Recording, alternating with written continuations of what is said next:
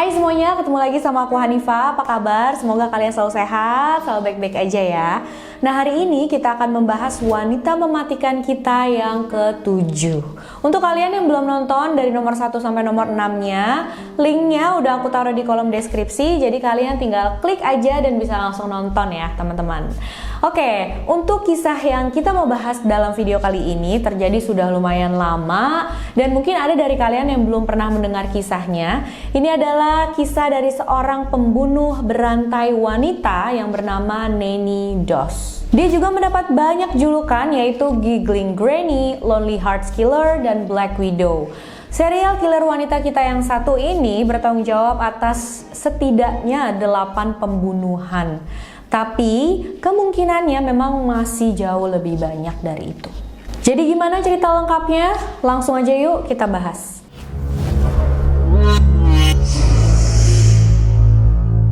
Nanny Doss lahir dengan nama Nancy Hazel di Blue Mountain, Alabama, Amerika Serikat pada tahun 1905. Nanny adalah panggilannya semasa kecil, tapi sudah melekat sama dia dan menjadi nama panggilan untuk seumur hidupnya. Dia adalah salah satu anak dari 5 bersaudara. Dia punya 3 saudara perempuan dan 1 saudara laki-laki. Karena kasus ini terjadi sudah sekitar 100 tahun yang lalu ya teman-teman, jadi memang tidak banyak informasi tentang masa kecil Nanny yang bisa aku dapat.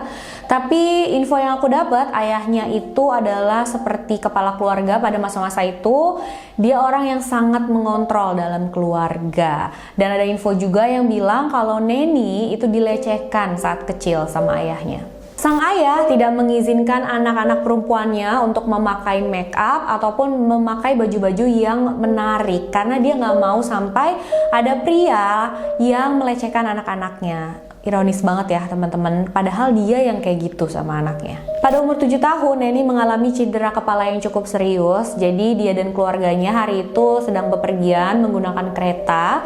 Dan di tengah jalan keretanya itu tiba-tiba berhenti. Nanny pun terpental dan kepalanya itu terbentur dengan sangat kencang ke tiang logam yang ada di gerbong kereta. Dia mengalami cedera kepala bagian depan yang cukup serius. Dan info yang aku dapat setelah kejadian ini, dia berubah drastis. Dari yang tadinya sebagai anak yang aktif, ceria, menjadi anak yang pendiam, pemalu, dan suka menyendiri. Dia juga sering mengalami sakit kepala yang parah dan pingsan tiba-tiba. Dan ini terjadi sampai dia dewasa ya teman-teman. Saat remaja, Nanny mengalami serangkaian pelecehan seksual dari pria-pria di lingkungannya. Pastinya dia ngadu ke seseorang yang dia pikir bakal melindungi dia, membantu dia, yaitu ayahnya. Tapi ternyata saat dia aduin semua hal ini ke ayahnya itu nggak percaya sama dia. Ayahnya bilang, bohong kamu, ngarang aja gitu. Pokoknya ayahnya nggak percaya sama perkataannya Nanny. Dan pastinya ayahnya nggak membantu apapun. Nanny sangat-sangat suka membaca buku-buku romantis, novel-novel percintaan. Karena saat membaca buku itu, dia merasa ada di dunia itu. Dia merasa bisa pergi untuk sesaat dari kehidupan nyatanya yang kenyataannya sangat-sangat pahit. Satu-satunya hal yang dia inginkan adalah mendapatkan pria yang bisa memperlakukan dia dengan baik. Tapi sepertinya semua hal itu, apa yang dia baca dari novel-novel percintaan dan apa yang dia rasakan di kehidupan nyata, yaitu pelecehan seksual dari ayahnya, membuat pandangan Nanny tentang cinta itu agak sedikit menyimpang teman-teman. Saat kecil, Nanny tidak mengenyam pendidikan sama sekali karena dia ditugaskan untuk membantu ayahnya di peternakan. Dia belajar membaca sendiri dengan membaca novel-novel milik ibunya dan juga membaca koran. Saat dia berumur 16 tahun, yaitu di tahun 1923, setelah berpacaran selama 4 bulan, dia memutuskan untuk menikahi suami pertamanya, yaitu Charlie Braggs. Mereka bekerja di perusahaan pakaian yang sama saat bertemu. Setelah menikah, mereka tinggal serumah dan Charlie membawa serta ibunya yang sangat-sangat protektif. Jadi Charlie ini adalah anak satu-satunya. Ibunya sangat dekat dengan Charlie. Apapun yang dilakukan Charlie, ibunya harus tahu, ibunya harus ada di sana bersama dia. Dan rumah tangga Charlie dengan Nanny juga dikontrol sepenuhnya oleh sang ibu. Di antara tahun 1923 sampai 1927, Nanny melahirkan 4 anak perempuan. Rapet banget kan ya teman-teman. Berarti anaknya tuh dari satu ke yang lain bedanya cuma beberapa bulan aja. Semua hal ini pastinya membuat Nanny kewalahan. Dia mulai jadi perokok, dia mulai minum minuman keras. Charlie dan Nanny masing-masing juga selingkuh dengan orang lain. Jadi bener-bener rumah tangganya udah berantakan kayaknya ya teman-teman. Dan Charlie tuh sering banget pergi beberapa hari dari rumah terus baru pulang lagi. Dan selama Charlie pergi itu, Nanny ditinggalkan di rumah untuk mengurus keempat anaknya dan juga bersama ibu mertuanya. Lalu pada tahun 1927, anak ketiga dan keempat Nanny yang bedanya hanya beberapa bulan itu meninggal dunia karena keracunan makanan. Nanny bilang setelah selesai sarapan, kedua anaknya itu mengalami kejang-kejang dan mereka langsung meninggal. Dan sepertinya bukan kebetulan, kedua anak Nanny ini mempunyai asuransi jiwa. Jadi beberapa lama setelah mereka meninggal, Nanny mendapatkan uang asuransi jiwa anaknya itu dalam jumlah yang lumayan besar. Dan saat itu Nanny berperan sebagai ibu yang berduka. Dia memerankan perannya dengan sangat baik, jadi nggak ada satu orang pun yang curiga. Tapi memang dia bahagia banget saat menerima uang asuransi kematian anaknya. Dan suaminya Charlie sempat kok ngeliatnya janggal gitu, kok istrinya seneng banget padahal anaknya baru meninggal. Walaupun menerima uang sebesar itu kan harusnya seorang ibu tetap sedih gitu. Tapi ini kelihatan bahagia banget. Charlie pun curiga. Tapi bukannya melaporkan ke pihak berwenang, Charlie pergi membawa anak pertamanya dan meninggalkan Nanny di rumah bersama anak bontotnya dan sang ibunya Charlie itu ya. Dan secara misterius, ibunya Charlie itu beberapa minggu setelah Charlie pergi dari rumah meninggal dunia juga teman-teman. Setahun kemudian Charlie balik lagi ke rumah, bawa anak pertamanya dan juga bawa kekasih barunya. Kekasih barunya itu pun sudah punya anak satu. Dan Charlie minta bercerai dengan Nanny. Nanny pun setuju, akhirnya mereka berpisah. Dan si Charlie ini menurutku agak aneh juga ya. Kalau memang dia curiga istrinya melakukan sesuatu, mencelakai anaknya gitu ya, sampai anaknya meninggal. Tapi setelah berpisah, Charlie tidak membawa anaknya bersamanya. Jadi anak pertama dan anak bontot mereka tinggal bersama Nanny. Mereka tinggal di rumah orang tua Nanny selama beberapa waktu sebelum akhirnya pindah ke sebuah rumah yang masih di dekat-dekat situ. Sudah single, Nanny pun mulai mencari-cari pasangan baru. Dan pada masa itu ada satu kolom di koran yang namanya adalah Lonely Hearts. Jadi pada intinya itu sama aja sih kayak aplikasi cari jodoh saat ini. Jadi intinya di koran itu, di kolom itu ada orang-orang yang kalau mau cari pasangan bisa taruh iklan di situ gitu. Misalkan aku umur sekian, aku mencari pasangan seperti ini, seperti itu, kayak gitu loh. Dan memang pada masa itu banyak juga orang yang akhirnya menikah karena bertemu dari kolom Lonely Hearts itu. Nah akhirnya Nanny menemukan satu iklan yang menurut dia cocok dengan dia, akhirnya dia hubungin, yaitu seorang pria berumur 22 tahun yang bernama Frank Carlson. Saat itu Nanny masih muda juga ya, dia berumur sekitar 20 tahunan dan akhirnya mereka berdua menjalin hubungan dan memutuskan menikah di tahun 1929. Mereka tinggal bersama dalam satu rumah bersama dua putri Nanny dan setelah menikah segera Nanny menyadari ternyata suaminya itu adalah pemabuk berat dan terlilit banyak sekali hutang. Frank juga suka berkelahi di bar, dia sering keluar masuk penjara karena kejahatan-kejahatan kecil. Tapi walaupun begitu, Nanny dan Frank menjalin pernikahan yang lumayan lama. Malahan ini adalah pernikahan terlama yang pernah Nanny jalani, yaitu 16 tahun. Anak pertama Nanny yang bernama Malvina sudah tumbuh besar. Dia pun akhirnya menikah. Pada tahun 1943 dia melahirkan seorang putra bernama Robert Haynes. 2 tahun kemudian dia melahirkan anak perempuan dan proses kelahirannya ini dibantu oleh Nanny. Setelah melahirkan, Malvina capek banget ya pastinya dan dia juga masih dalam pengaruh obat, jadi kayak antara sadar nggak sadar. Dan sang ibu Nanny duduk di sampingnya. Nanny duduk di samping Malvina sambil menggendong cucunya yang baru lahir itu, dan Malvina bersumpah dia melihat sesuatu yang sangat aneh.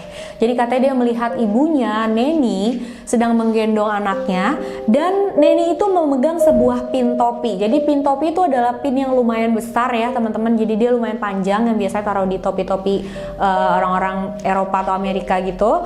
Nah, ibunya itu menusukkan pin tersebut ke tengkorak kepala anaknya yang baru lahir. Tapi karena saat itu Malvina masih dalam pengaruh obat, dia juga masih lemes banget gitu kan, dia nggak bisa berbuat apa-apa saat itu. Saat dia terbangun dan sadar sepenuhnya, dia mendapat kabar kalau anaknya yang baru lahir itu sudah meninggal. Dia pun langsung kaget dan tanya sama suami dan adik perempuannya. Dia bilang, kenapa kok anakku bisa meninggal? Kenapa? Ada apa sama dia? Dan suaminya juga adik perempuannya menjawab, kita juga nggak tahu. Tiba-tiba Neni bilang kalau anak kamu yang baru lahir itu meninggal. Dan mereka juga memperhatikan kalau Neni saat itu memang sedang memegang pin topi. Dan pin topi itu cukup besar ya teman-teman. Itu sangat-sangat bisa menembus tengkorak kepala bayi yang masih sangat lembut. Malvina setelah kejadian itu masih berhubungan baik dengan Neni. Ya aku sih berasumsi mungkin si Malvina ini nggak yakin juga apa yang dilihat, karena kan waktu itu dia lagi sadar nggak sadar, udah gitu juga itu ibunya gitu, dia nggak berpikir bahwa ibunya sampai bisa membunuh cucunya sendiri kan pastinya. Akhirnya Malvina pun tetap berhubungan baik dengan sang ibu, dan Malvina mempunyai hubungan baru dengan lelaki lain, lelaki dari Navy atau Angkatan Laut, dan Neni sangat-sangat tidak menyukai pacar barunya Malvina ini. Bahkan suatu hari Malvina dan ibunya Neni bertengkar hebat karena masalah ini. Akhirnya Malvina pun tinggal bersama ayahnya Charlie Bragg selama beberapa hari untuk menenangkan diri.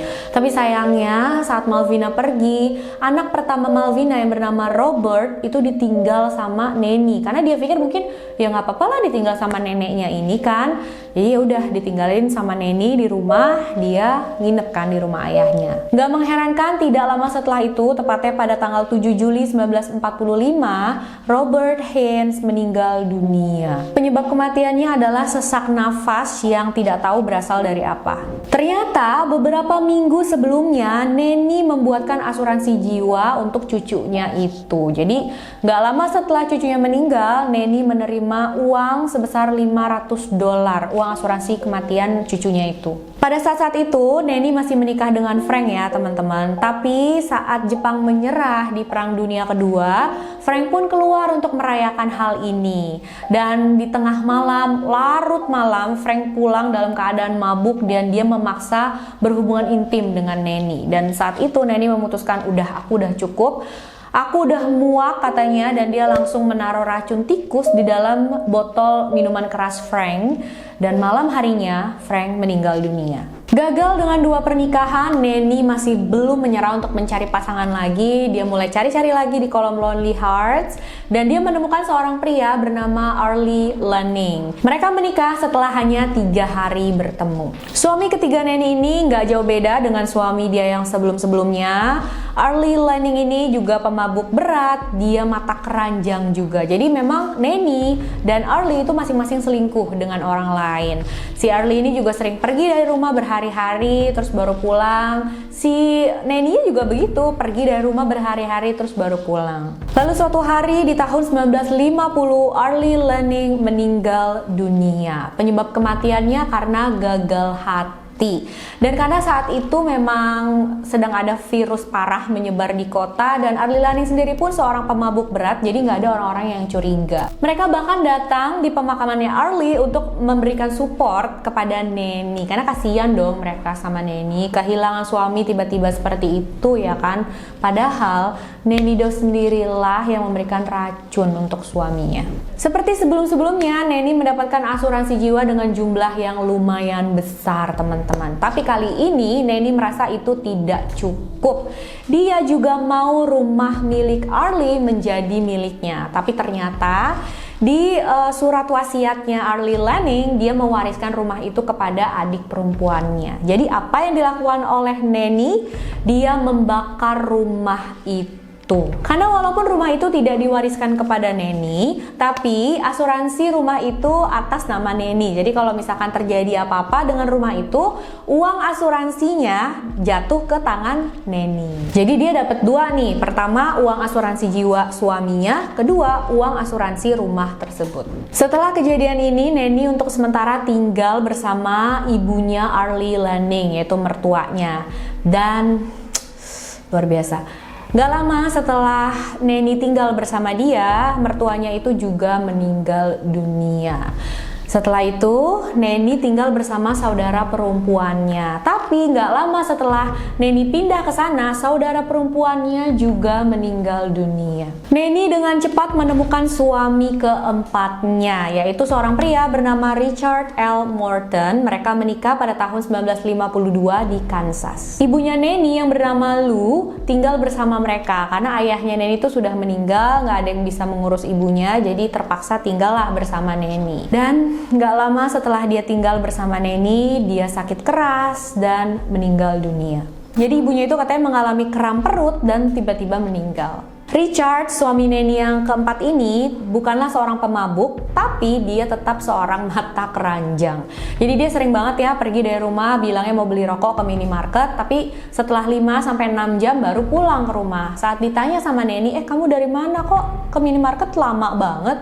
Dia cuma jawab, dari mana ya? Aku lupa. Diselidikinlah sama Neni dan ternyata dia mengetahui kalau suaminya itu selingkuh dengan banyak sekali wanita di kota itu. Dan Neni memutuskan untuk meracuni suami keempatnya itu juga. Di tahun 1953 suaminya itu meninggal dunia. Gak lama Neni kembali menemukan pasangan suami kelima dan terakhirnya yang bernama Samuel Doss.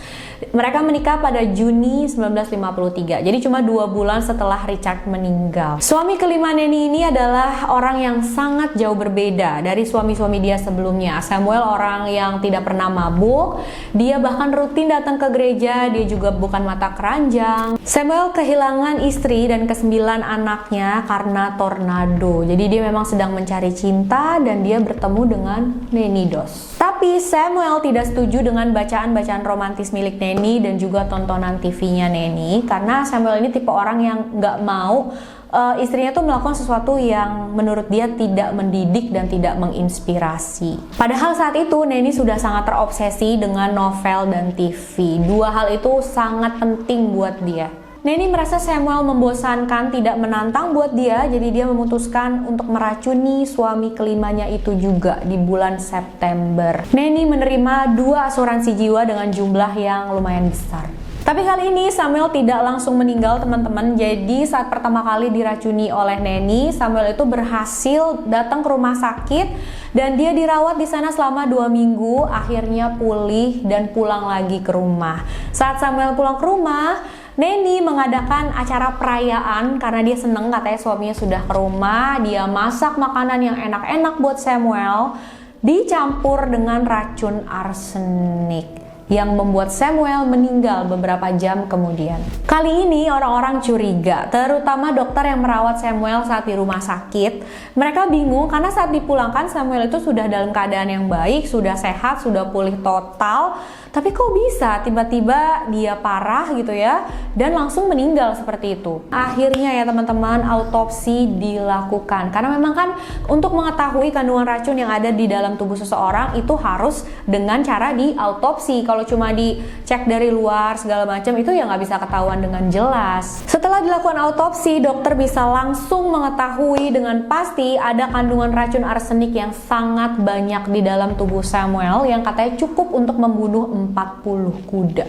Hal ini dilaporkan ke polisi dan tentu saja Neni menjadi tersangka utama mereka karena memang nggak ada orang lain lagi nih yang bisa memasakkan makanan untuk Samuel dan mencampur masakan itu dengan segitu banyak arsenik dan masuk ke dalam tubuhnya. Apalagi setelah polisi melakukan sedikit penyelidikan, mereka mengetahui kalau suami Neni sebelumnya juga meninggal secara misterius. Sebenarnya bingung juga sih ya teman-teman, kok bisa sih nggak dari awal ada yang curiga tentang Neni gitu. Tapi dia itu kan pindah terus dari satu kota ke kota lain, dari satu bagian daerah ke daerah lain. Jadi memang pada saat itu, pada masa itu kan teknologi belum canggih, belum ada sistem komputer yang terpusat, jadi ya nggak bisa mengetahui secara sistematis gitu riwayat seseorang. Semuanya harus dilakukan secara manual. Kita juga bisa berasumsi sepertinya ya Neni menggunakan perusahaan asuransi yang berbeda-beda untuk setiap korbannya. Polisi mendatangi Neni dan menangkap dia. Saat diinterogasi, Neni tidak mau berbicara apa-apa sama polisi. Dia menyangkal semua tuduhan polisi. Dia bilang, aku menikahi semua pria-pria itu karena aku mencintai mereka. Tapi kasus ini sangat menarik perhatian publik saat itu dan banyak yang mendatangi polisi. Mereka bilang, Oh iya, jadi dia itu memang ya cucunya tuh meninggal secara misterius gitu. Anaknya yang waktu itu 2 orang juga meninggal secara misterius. Bahkan waktu itu adik perempuannya juga seperti itu. Jadi banyak orang-orang yang melapor seperti ini ke polisi. Bahkan ada 1 orang juga yang datang dan bilang, dulu salah satu mantan suaminya pernah cerita ke aku, jadi dia tuh katanya nggak mau makan masakannya Neni karena dia nggak percaya sama Neni, dia takut dicelakai sama Neni. Kalian tahu nggak apa yang membuat Neni pada akhirnya mau cerita dan mengaku sama polisi tentang sebuah kejahatannya ini? Jadi polisi menjanjikan kalau kamu menceritakan yang sebenarnya, nanti di penjara kamu akan kita kasih buku-buku novel yang bagus-bagus yang kamu mau kita kasih, kamu bisa baca buku-buku novel itu di dalam penjara. Akhirnya dia mengakui kejahatannya. Dia mengaku sudah membunuh Frank Harrison, Arlie Lanning, Richard Morton, Samuel Doss, saudara perempuannya, cucunya Robert, dan ibunya Arlie Lanning. Dia nggak pernah mengaku membunuh ibunya, cucunya yang baru lahir, dan 2 anak perempuannya. Tapi polisi yakin kemungkinan besar Neni juga melakukan semua pembunuhan itu. Neni mendapat julukan sebagai Giggling Granny dari sikapnya saat diinterogasi oleh polisi. Jadi sambil menceritakan pembunuhan yang sudah dia lakukan, dia sambil cekikikan teman-teman. Begitu juga saat diinterview oleh media. Untuk Frank dan Richard, Neni bilang dia membunuh mereka karena mereka membuat dia marah. Mereka selingkuh dengan wanita lain, suka mabuk-mabukan, dan buat masalah terus. Sedangkan untuk Samuel yang sudah baik sama dia bilang Samuel membosankan jadi bikin aku kesel. Neni menyalahkan buku-buku romantis yang dia baca karena di dalam situ kan ceritanya selalu ada pria sempurna yang baik hati dan tulus. Padahal kenyataannya di dunia nyata, kata Neni, nggak ada pria semacam itu. Tapi pernyataan Neni juga sering berubah. Kadang dia menyalahkan buku novel romantis yang dia baca, kadang dia menyalahkan trauma masa kecilnya, kadang dia bilang juga karena cedera kepala yang pernah dia alami saat masih kecil. Tapi kalau menurutku kayaknya dia membunuh semua korbannya itu cuma pengen dapat uang asuransi mereka. Apalagi kalau dia menjalani proses perceraian, pastinya itu menghabiskan biaya yang lumayan banyak. Tapi dengan dia membunuh suaminya, dia malah dapat uang banyak. Jaksa penuntut tidak mencari hukuman mati untuk Neni Doss, katanya karena Neni Doss itu adalah seorang wanita karena gendernya. Dan menurut aku itu lumayan konyol ya teman-teman. Mau dia perempuan, mau dia laki-laki, tapi dia sudah melakukan kejahatan yang parah, harusnya ya disamain aja ya. Di umur 50 tahun pada tanggal 17 Mei 1955, Neni Doss mengaku bersalah. Dia diberikan hukuman seumur hidup tanpa ada kesempatan untuk bebas bersyarat. Saat di penjara, Neni bekerja di bagian laundry dan suatu saat dia tuh sempat minta untuk dipindahkan ke bagian dapur. Bisa kalian bayangkan mengerikannya, untungnya permintaannya ini ditolak pastinya teman-teman. Pada tanggal 2 Juni 1965, Neni Doss meninggal dunia dengan damai di penjara karena penyakit leukemia yang dia derita. Dia tidak pernah menyesal atas apa yang dia lakukan. Dia malah sering menceritakan kejahatan yang sudah dia lakukan kepada teman-teman sesama napinya, bahkan dia membuat lelucon dari pembunuhan yang telah dia lakukan. Nah, itu dia kisah wanita mematikan kita kali ini. Benar-benar mematikan banget ya teman-teman. Sampai anaknya sendiri, cucunya sendiri, suaminya sendiri, saudara perempuannya sendiri, itu semuanya dihabisi sama dia. Jangan lupa komen ya, apa pendapat kalian tentang kasus ini. Aku pengen banget dengar. Makasih udah nonton videonya sampai akhir. Jangan lupa like, subscribe, dan share video ini sebanyak-banyaknya. Jangan lupa untuk kalian yang mau request, silahkan DM aku ke Instagram Hanifah Story 92. Makasih, bye-bye.